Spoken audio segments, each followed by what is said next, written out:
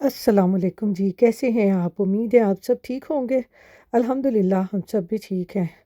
तो आज यहाँ पर है जी संडे और आज देखिए माशाल्लाह से मौसम कितना ज़बरदस्त है। आज अल्लाह ताला की रहमत बरस रही है। तो यहाँ पर अब्दुल अभी सो रहा है क्योंकि आज छुट्टी है। तो छुट्टी वाले दिन ना मेरी कोशिश यही होती है कि अब्दुल अपनी नींद पूरी करके उठे, क्योंकि आपको पता है बच्चों के पास सिर्फ 2 दिन होते हैं सैटरडे संडे अपनी नींद पूरी करने के लिए। और बाज़ औक़ात तो बच्चे वो भी सुबह-सुबह ही उठ जाते हैं जैसे बच्चों की रूटीन बनी होती है। तो अब यहाँ पर है 10 बजे का टाइम, हल्की-हल्की सी बारिश जो है ना वो कम हुई है। देखिए कितना ज़बरदस्त बाहर का मौसम है। तो यहाँ पर अब मैं अब्दुल के लिए बनाने लगी हूँ नाश्ता। आज अब्दुल कहता है जी सुबह-सुबह उसने ना एग राइस और साथ में शरबत का नाश्ता करना है।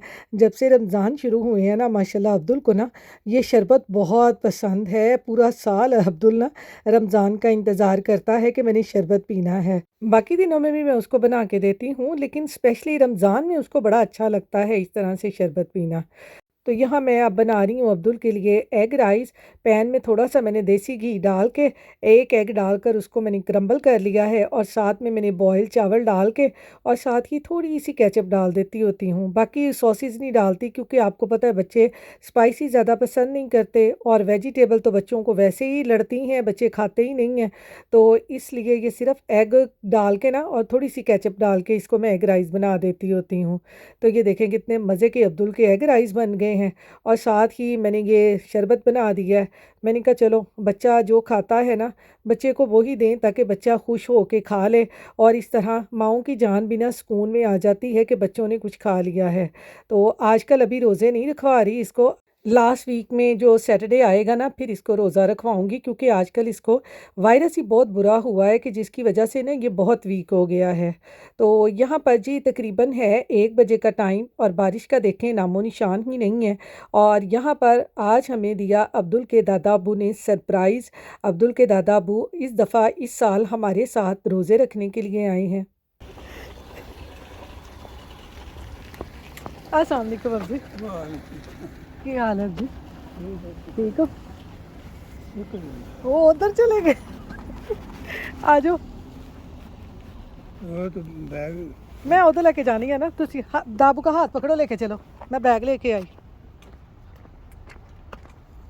तो यहाँ पर जी मेरे हस्बैंड आज जॉब से आते हुए उधर न्यूयॉर्क चले गए थे अब्दुल के दादा अब्बू को लेने के लिए। तो रास्ते में से आते आते ग्रॉसरी भी करके आए हैं। तो यहाँ पर अब्दुल के दादा अब्बू अब थोड़ा सा आराम कर रहे हैं। तो यहाँ पर मैंने फिर पढ़ी ज़ोहर की नमाज़ और ज़ोहर की नमाज़ पढ़ते ही ना अब मैं आ गई हूँ किचन में। और यहाँ पर आज मैंने अपने ना हस्बैंड और अब्दुल से कहा कि आज आप लोगों की पसंद की अफ्तारी नहीं बननी, आज तो दादा अब्बू की पसंद की अफ्तारी बनेगी। और अफ्तारी में आज मैंने ना रैप और टाको शाको नहीं बनाने, आज उन्होंने कहो खैराबाद, आज तो डायरेक्ट ना खाना ही बनना है। तो यहाँ पर मैं अब्दुल के दादा अब्बू की पसंद के फेवरेट मटरों वाले चावल बनाने लग गई हूँ।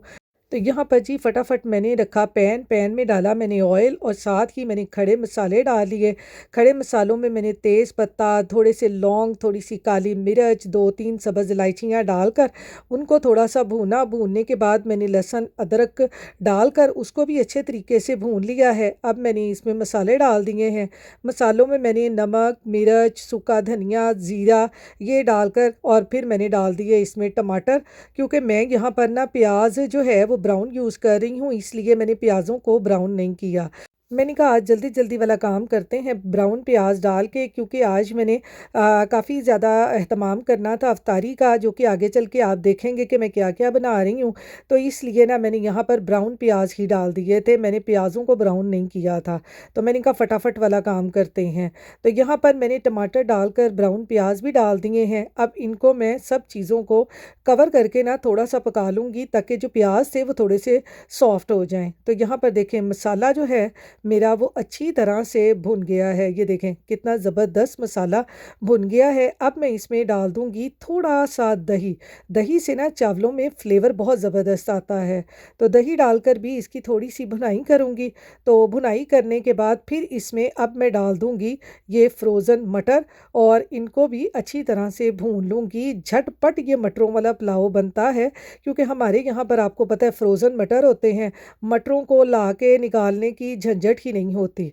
तो यहाँ पर मटरों को मैंने भूनने के लिए रख दिया है। इधर दूसरी तरफ अब मैं बनाने लगी हूँ दही बल्ले, क्योंकि आपको पता है मटरों का पुलाव हो, चिकन का पुलाव हो, इस तरह के पुलाव बने हो ना, साथ में दही बल्ले ना बने तो फिर इस तरह चावलों का मज़ा नहीं आता।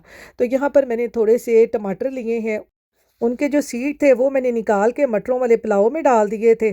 और जो बाकी टमाटर हैं ये मैं दही बल्लों में यूज़ कर लूँगी, थोड़े से प्याज डालूँगी। ये थोड़े से मैंने आलू बॉयल किए थे, ये भी इस तरह से काट के डाल दूँगी। तो बड़े मज़े के ये दही बल्ले लगते हैं। और फिर अब्दुल के दादा अबू को ना इस तरह की चटपटी चीज़ें जो है ना, वो उनको अफ्तारी के टाइम बहुत अच्छी लगती हैं। थोड़ी सी इसमें मैंने सब्ज़ मिर्चें डाल दी हैं। तो ये लें, दही बल्लों का मटीरियल भी हमारा तैयार हो गया है। और इधर यहाँ पर ये छोटी छोटी सी बूंदी को भी मैंने पानी में भिगो के रख दिया था। इसको भी इस तरह निचोड़ निचोड़ के ना इसमें डालते जाएंगे। ये बड़ी आसानी है यहाँ पर ना कि ये इस तरह की छोटी छोटी सी बूंदी मिल जाती है और इसके दही बल्ले बहुत अच्छे बनते हैं। पाकिस्तान में तो वो बड़ी ज़बरदस्त बूंदी मिलती है, वो भलियाँ टाइप की। यहाँ पर भी मैंने एक दो दफ़ा देखी थी देसी स्टोर पे ना, लेकिन उनमें से ना वो जैसे ऑयल की रखे हुए की स्मेल नहीं आती, वैसे आती है। तो उसके बाद नहीं मैंने यूज़ की, लेकिन ये छोटी छोटी सी ये जो बूंदी है ना, ये बड़ी मज़े की लगती है दही बल्लों में। तो यहाँ पर अब मैंने ली है सब्ज़ चटनी धनिए पुदीने की और सब्ज़ मिर्चों की, जो मैंने रमज़ान से पहले फ्रीज़र में बना के रखी थी। वो मैंने क्यूब्स निकाल के उनको डीप फ्रॉस्ट किया है, उसमें डाला है मैंने दही। अब इसमें थोड़े थोड़े से मसाले डाल दूंगी, थोड़ा सा सूखा धनिया, थोड़ा सा ज़ीरा, नमक, मिर्च डाल के इसको मिक्स करके, और ये जो बैटर है इसको हम डाल देंगे जी, वो जो हमने मटेरियल बनाया दही बल्लों का। तो झटपट हमारे दही बल्ले भी तैयार हो जाएंगे मटरों वाले पुलाव के साथ, जो कि बहुत मज़े के लगते हैं। बस आज मैं जल्दी जल्दी से काम कर रही थी, क्योंकि आपको पता है कि जोहर के बाद ना असर की नमाज का टाइम होता है, और असर पढ़ के ना टाइम को तो लग जाते हैं पर, और टाइम ऐसे उड़ने लग जाता है कि पीछे हमारे पास ना टाइम कुछ भी नहीं बचता, और फिर हमारी जो है ना वो दौड़ शुरू हो जाती है। तो यहाँ पर देखें जी, मैंने इसमें थोड़ा सा दूध डाल दिया था।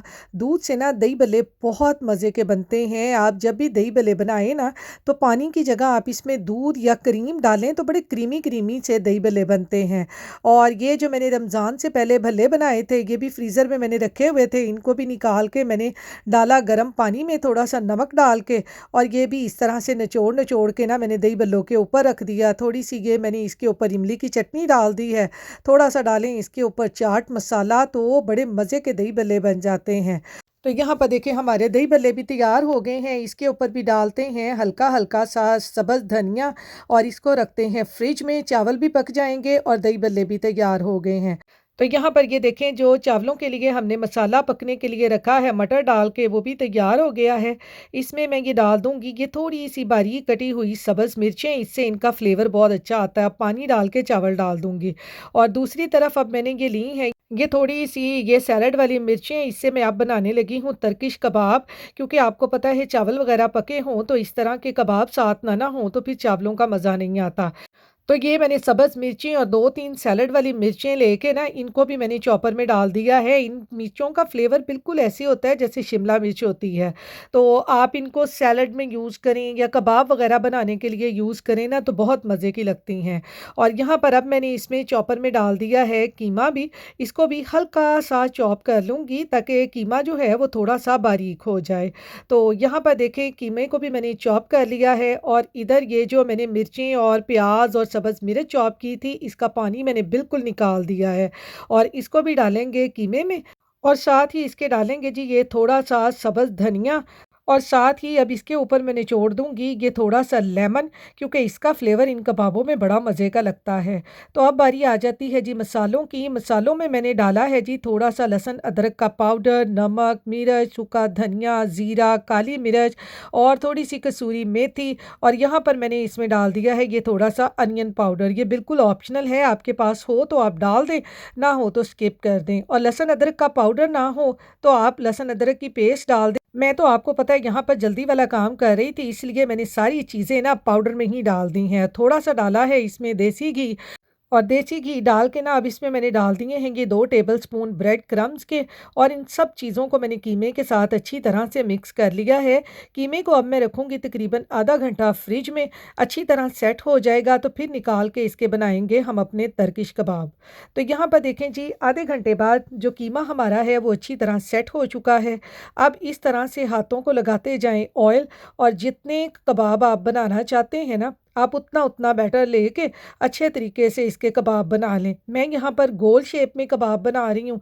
आप चाहें तो राउंड शेप में, यानी जो भी आपको शेप पसंद हो ना, यहाँ पर आप कबाबों की बना सकते हैं। तो ये देखें साथ-साथ टेबल भी सेट हो रहा है। बस आज ना मेरी जो है ना वो दौड़ लगी हुई थी, कभी मैं किचन में और कभी मैं बाहर के काम देख रही थी। तो बस आपको पता है कि घर में कोई भी आ जाए ना, तो बस अफ्तारी से पहले इसी तरह की दौड़ लग जाती है। तो टेबल सेट करने के बाद, कबाब बनाने के बाद अब मैं दोबारा से किचन में आ गई हूँ और अब मैं करने लग गई हूँ कबाबों को फ्राई। तो पैन में मैंने ज़्यादा ऑयल नहीं डाला, कबाबों को फ्राई करने के लिए मैंने थोड़ा-सा ऑयल डाला है, और इस तरह सारे कबाब एक ही दफ़ा रख के उनको 1-2 मिनट के लिए एक साइड से पकाएँ, और फिर इनको इस तरह से इनकी साइड आहिस्ता-आहिस्ता से पलटते जाएँ, तो ये बड़े मज़े के हमारे कबाब बन जाते हैं। और चावलों वगैरह के साथ इस तरह की चीज़ें जो हैं वो बहुत मज़े की लगती हैं, और रमज़ान में आपको पता है इस तरह के कबाब बहुत मज़े के लगते हैं। और अगर कबाब खाने को दिल ना करे तो इनके रैप बना के खा लें, वो भी बड़े मज़े के लगते हैं। तो एक साइड पे जी कबाब बन रहे हैं और दूसरी साइड पे ना मैंने रख दिए हैं पकौड़े। पैन में ऑयल मैंने गरम करके जल्दी-जल्दी से पकौड़ों का बैटर भी बना के ना इसमें मैंने पकौड़े डालने शुरू कर दिए हैं। आपको पता है जितनी मर्ज़ी भी हम डाइट कर लें ना, तो रमज़ान में पकौड़े तो लाज़मी बनते हैं। तो इनके बगैर तो ना हमारी इफ्तारी जो है ना वो कंप्लीट ही नहीं होती। तो इधर देखें कबाब भी हमारे तैयार हो गए हैं, और इधर मैंने ये थोड़ी-सी सब्ज़ियाँ भी काट के ना मैंने कहा इनको भी साथ में स्टर कर लेते हैं। कबाबों के साथ ये भी बहुत मज़े की लगती हैं। तो हल्का-सा स्टर कर लिया है सब्ज़ियों को मैंने यहाँ पर। अब ये जो दूसरी तरफ कबाब मैं फ्राई कर रही हूँ, इनको इस तरह से उठा के ये जो सब्ज़ियों वाला पैन है ना, इसमें डालते जाएँगे, और इनको भी सब्ज़ियों के साथ ही ना हल्का-सा स्टर कर लेंगे। तो ये बड़े मज़े के कबाब बन जाते हैं रेस्टोरेंट स्टाइल के ना, आप ये बना के देखें इस तरह से। हल्की-सी इसके ऊपर डालें मिर्च, और हल्का-सा इसके ऊपर छिड़क दें ये चाट मसाला। तो इनका जो जायका है ना वो और दुबाला हो जाता है। इनको इस तरह से मिक्स कर लें, तो कबाब भी हमारे ये देखें कितने मज़े के तैयार हो गए हैं। तो चलें इनको भी निकालते हैं और टेबल पे रखते हैं, और फिर देखते हैं दूसरी चीज़ें। तो यहाँ पर देखें जी, अल्लाह का शुक्र है कि मेरी सब चीज़ें जो है ना वो इफ्तारी से पहले-पहले तैयार हो गई हैं। मटरों वाला पुलाव भी बन गया, साथ मैंने फ्रूट चाट भी बना ली, और साथ में दही भल्ले, और साथ में पकौड़े। अभी मैंने ना एयर फ्रायर में अब्दुल के लिए समोसे, और साथ में अपने हस्बैंड और अब्दुल के दादा अबू के लिए मैंने वेजिटेबल भी रखी हुई हैं। तो बस जैसे-जैसे चीज़ें तैयार हो रही हैं ना, मैं वैसे-वैसे ही टेबल पे रखती जा रही हूँ। और इधर तो जी अब्दुल ने ना धावा बोल दिया है समोसों पे।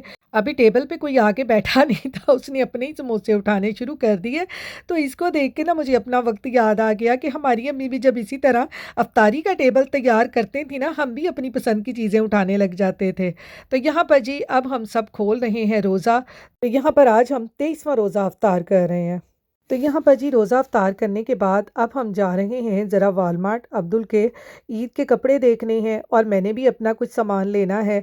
आपको पता है ईद आए और हम अपना सामान ना लें, कुछ शॉपिंग ना करें, ये कैसे हो सकता है? क्योंकि इस ईद पे ही ज़्यादातर शॉपिंग का मज़ा आता है। हम लोग तो वैसे आपको पता है यहाँ पर कुर्बानी का भी इतना नहीं होता, हम तो दोनों ईदों पे ना दिल खोल के शॉपिंग करते हैं।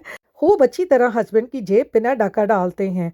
तो बाहर का वेदर देखें कितना खूबसूरत है। मैं कहती हूँ कि जैसे-जैसे ही रमज़ान का आखिरी अशरा आता है और ताक रातें शुरू होती हैं ना, वैसे-वैसे ही मौसम भी जो है ना वो भी चेंज हो जाता है। इतनी खूबसूरत रातें होती हैं ना कि मैं आपको बता नहीं सकती, कि ठंडी-ठंडी हवाएँ चल रही हैं, हल्की-हल्की सी चाँद की रोशनी होती है। इतना ज़बरदस्त लगता है ना कि सुभान अल्लाह। तो यहाँ पर जी अब हम आ गए हैं यहाँ पर वॉलमार्ट। तो वॉलमार्ट आके यहाँ पर हमने नैपकिन भी लेने थे। आपको पता है रमज़ान में नैपकिन तो घर में बहुत यूज़ होते हैं। और मैं कहती हूँ कि यहाँ पर हमारे अमेरिका में ना नैपकिन तो सबके घरों में बहुत ज़्यादा यूज़ होते हैं। इनके बगैर तो हमारा गुज़ारा भी नहीं होता, क्योंकि हम लोगों ने सफाई के लिए ना कपड़े कम और ये नैपकिन ही ज़्यादा यूज़ करने होते हैं, इसलिए हमारे घरों में ना ये नैपकिन बहुत यूज़ होते हैं। तो यहाँ पर जी हमने अब्दुल के काफ़ी कपड़े ढूँढे हैं, मुझे तो यहाँ पर ना कपड़ों का स्टफ़ ही पसंद नहीं आया। मुझे यहाँ पर अब्दुल के कोई कपड़े भी अच्छे नहीं लगे। तो मैंने अपने हस्बैंड से कहा कल किसी दूसरे स्टोर पे जाएँगे और फिर इसके लिए कपड़े देखेंगे, और मैंने जूता भी लेना है, फिर वहाँ से जूता भी देखेंगे। और घर आके जी अब मैंने बनाई है अपने लिए गरमा-गरम चाय, क्योंकि आपको पता है रमज़ान में ना चाय ना पिए ना तो मैं कहती हूँ सुस्ती ख़त्म नहीं होती। तो फिर काम भी करने होते हैं, इसलिए मैं इफ्तारी के बाद ना थोड़ी-सी चाय ज़रूर पीती हूँ, ज़्यादा नहीं, बस थोड़ी-सी पीती हूँ, आधा कप। आप भी कहते होंगे पौना कप है, आधा कप ऐसे ही कह रही हैं। तो अब मैं पीती हूँ चाय। आप अपनी दुआओं में याद रखिएगा, अपना ख़्याल रखिएगा। अल्लाह हाफ़िज़।